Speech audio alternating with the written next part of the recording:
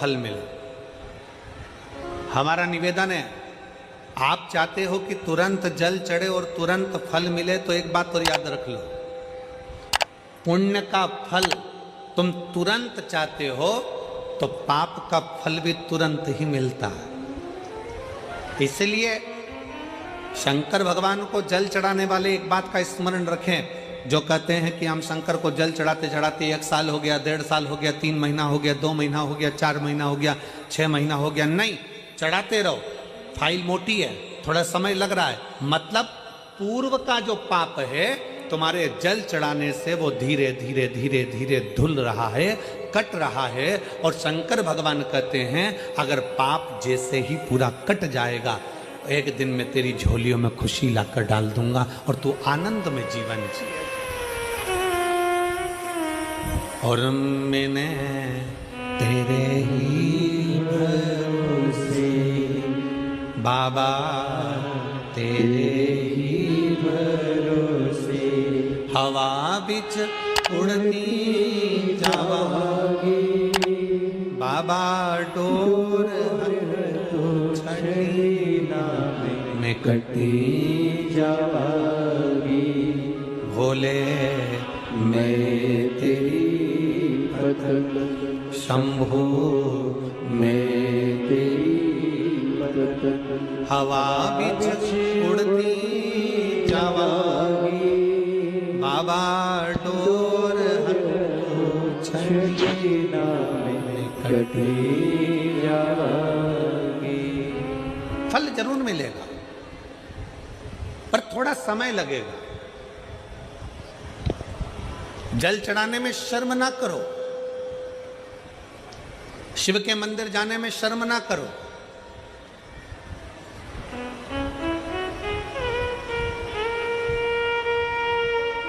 कितना भी पैसे वाले हो, कितने भी करोड़पति हो, कितने भी धनपति हो, तुम्हारे घर में 25 नौकर लगे हो, तुम्हारे घर में 50 नौकर लगे हो, पर तुम्हारे नजदीक में अगर कहीं शिव महापुराण की कथा कुबेरेश्वर बाबा की कृपा से हो रही हो और कुबेर भंडारी अगर कथा कर रहा हो, तो ये विचार कर कर जाना कि मेरे धन दौलत तो एक तरफ, एक बार मुझे पंडाल में बैठकर बाबा की कथा कर तत्व ग्रहण करना है, वो अपनी तरफ।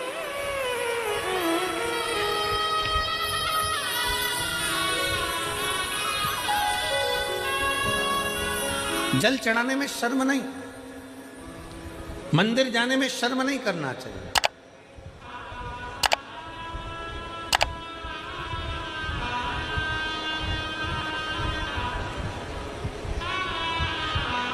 बड़ा मन दुखता है कभी कभी देखकर, सिख पगड़ी बांधता है तो अपने आप को गर्व महसूस करता है,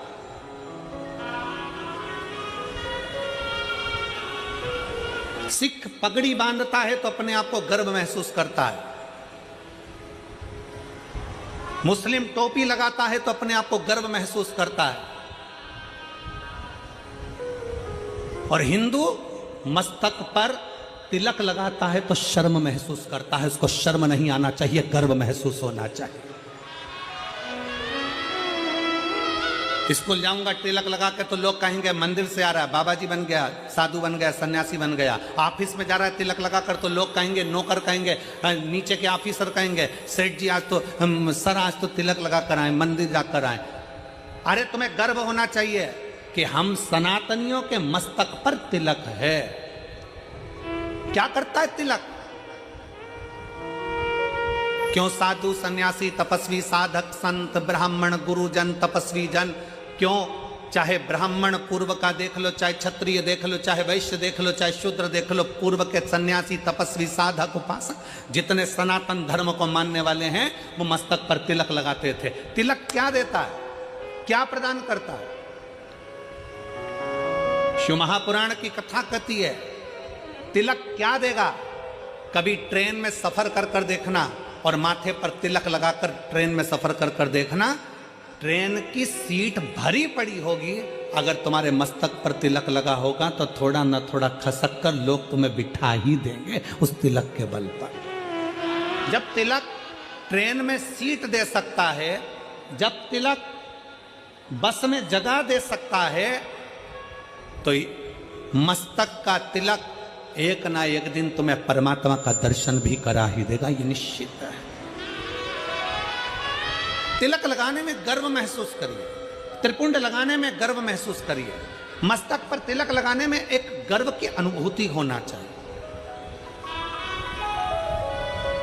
तुम डॉक्टर बन जाओ, कलेक्टर बन जाओ, एसपी बन जाओ, एसएसपी बन जाओ, कमिश्नर बन जाओ, तुम्हारी मर्जी पड़े जिस पद पर बैठ जाओ, जिस पद पर बैठे हो उस मूल पद पर, बड़े से बड़े औहदे पर बैठकर भी अगर आप मस्तक पर तिलक लगा रहे हो तो आप हजारों को प्रेरणा दे रहे हो कि इतना बड़ा कलेक्टर होकर, इतना बड़ा एसएसपी होकर, इतने बड़े कमिश्नर होकर तिलक लगाते हैं तो छोटों को प्रेरणा मिलती है कि हम भी लगाएं। एक गर्व उत्पन्न होता है, एक गर्व महसूस होता है। और कितना गर्व होता होगा, भारत के प्रधानमंत्री जब केदारनाथ जी में जाकर त्रिपुंड लगाते होंगे, भारत के प्रधानमंत्री जब काशी में जाकर त्रिपुंड लगाते होंगे, भारत के प्रधानमंत्री भी जब गले में रुद्राक्ष की माला पहनते होंगे तो कितने सनातनियों को जागृत करते होंगे कि कोई सनातनी है जो तुम्हें जगा रहा है। वो त्रिपुंड लगाकर मस्तक पर तुमसे ये नहीं कहेंगे कि तिलक लगाओ, वो गले में रुद्राक्ष की माला पहनकर तुमसे नहीं कहेंगे प्रधानमंत्री जी की गले में रुद्राक्ष की माला पहनो, पर वो मस्तक पर त्रिपुंड लगाकर गले में रुद्राक्ष की माला पहनकर लाखों करोड़ों को एक मार्गदर्शन करेंगे कि जब मेरे जैसा इतना ऊपर बैठने वाला भी किसी से डरता नहीं और मस्तक पर त्रिपुंड और तिलक लगा सकता है तो तुम किससे डरते हो? तुम भी अपनी जिंदगी सहजता से जियो।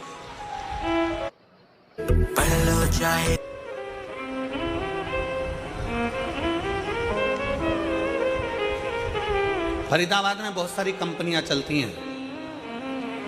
हमको पाराशर जी कह रहे थे और उनके बेटे चिराग जी कह रहे थे, गुरुजी हमारे फरीदाबाद में बहुत सारी फैक्ट्रियां हैं, बहुत सारी फैक्ट्रियों में माल बनता है। जब चिराग मिलने के लिए हाथ उड़ाए थे तब कह रहे थे कि गुरुजी बहुत सारी फैक्ट्रियां फरीदाबाद में चलती, बहुत फैक्ट्री, जितनी फैक्ट्री में घूमना है घूम लो, सब फैक्ट्री में जो भी माल बनता है उसमें कंपनी का नाम लिखा रहता है। क्यों बेटा चिराग, सही है पाराशर जी? जितनी कंपनियों में माल बनता है उसमें कंपनी का ट्रेडमार्क लगा रहता है, ब्रांड लिखी होती है कि इस कंपनी का माल है। ये तिलक क्या है? इससे भगवान को भी मालूम पड़ जाता है कि कौन सी कंपनी का माल है। ये भी तो कंपनी का माल है, किस कंपनी को ये भी तो मालूम पड़ना चाहिए। मस्तक का तिलक हमें गौरव महसूस होना चाहिए, मस्तक का तिलक हमें एक आनंद की अनुभूति कराना चाहिए, आनंद की अनुभूति। शिव महापुराण की कथा कहती है, वो जीजी ने जब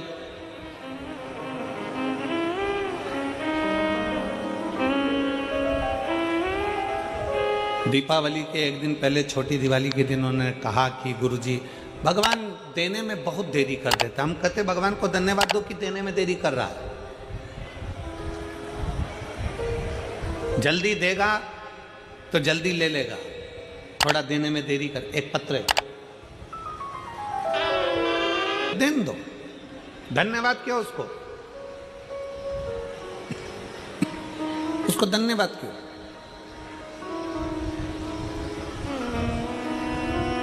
थोड़ा समय भले लग जाए। एक माँ गर्भ में बच्चा होता है तो भगवान से कहती है भले समय लग जाए पर बच्चा स्वस्थ देना, उसको कोई बीमारी मत दे देना भगवान, उसको अच्छा दे। थोड़ा समय लग जाए फिर फल अच्छा दे। आप में से कितने लोग हैं जो शंकर जी के मंदिर में जाके एक लोटा जल चढ़ाते? हाथ उठाओ जरा। सब चढ़ाते हो? रखो रखो रखो, वापिस रखो। बहुत बहुत साधु बात है, चढ़ाना चाहिए। किसी को 1 साल हो गया, किसी को 3 महीने हुए, किसी को 6 महीना हुआ, किसी को 2 साल हो गया, किसी को 5 साल हो गया, किसी को 4 साल हो गया। जल चढ़ाते चढ़ाते चढ़ाते चढ़ाते इतना इतना समय हो जाए, लगे रहो।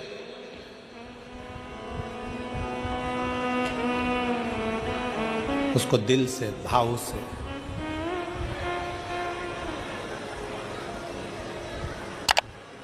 रिझाते।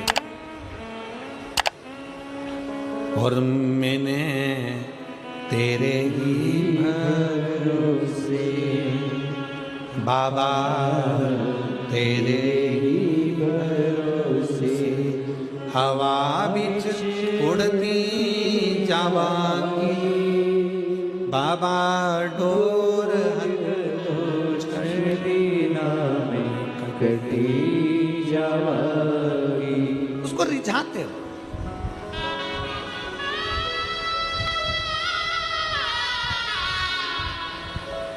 शिव महापुराण की शुरुआत एक देवराज नाम के ब्राह्मण से होती है,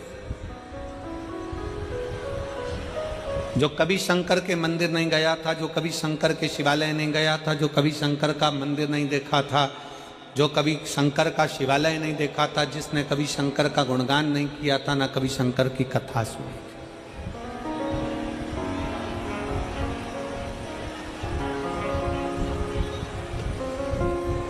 जिसने कभी शंकर की कथा भी नहीं सुनी। अब आप लोगों के मन में आएगा कि देवराज नाम का ब्राह्मण जो शंकर की कथा नहीं सुना, मंदिर नहीं गया, देवालय नहीं गया, शिवालय नहीं गया, तो फिर इसको भगवान शंकर का कैलाश धाम कैसे मिल गया? शंकर भगवान उसको नंदी पर बिठाकर कैलाश लेकर गए, शिवजी पैदल पैदल गए, उसको नंदी पर बिठाकर ले गए। ऐसा कौन सा पुण्य उसने कर दिया? ये पुण्य कौन सा था? ये कहां का पुण्य था? ये पुण्य देवराज नाम के ब्राह्मण का नहीं था।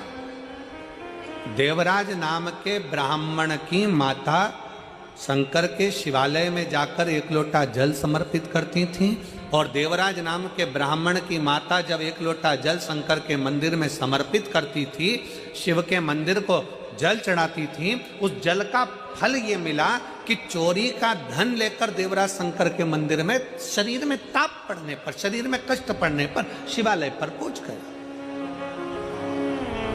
शंकर के मंदिर पहुंच गए।